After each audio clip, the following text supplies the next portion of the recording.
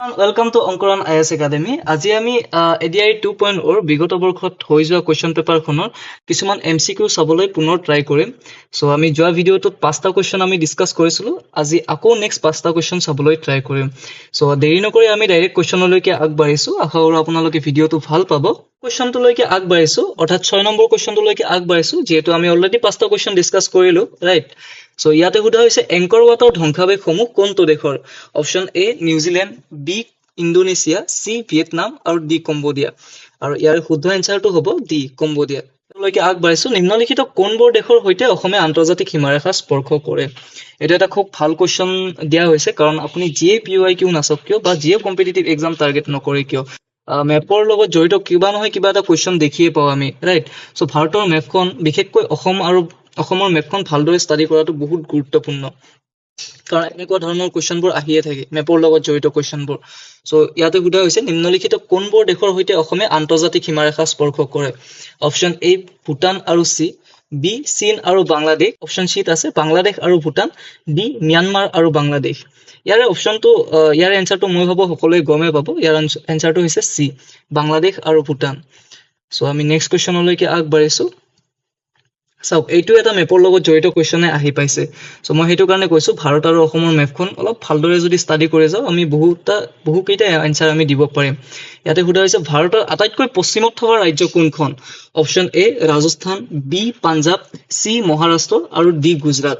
ইয়াৰে শুদ্ধ এনসাৰটো মই ভাবো সকলোৱে গমে পাব কাৰণ এইটোও এটা বহুত ইজি কুৱেশ্চন বুলি মই ভাবো।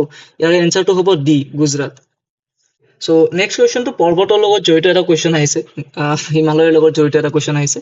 সো নিম্নলিখিত কোনটো শৃংগ হিমালয়ৰ অন্তৰ্গত নহয় বুলি সুধিছে, ঠিক আছে?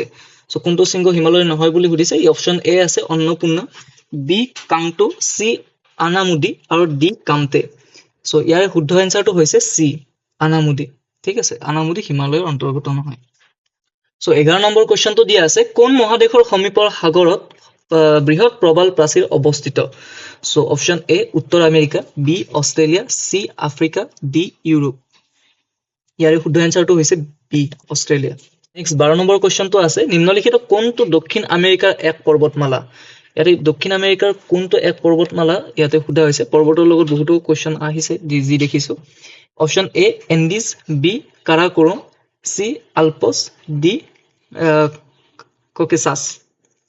সো ইয়াৰে শুদ্ধ এনসাৰটো হ'ব অপচন এ এণ্ডিজ। এইটো দক্ষিণ আমেৰিকাৰ এক পৰ্বতমালা।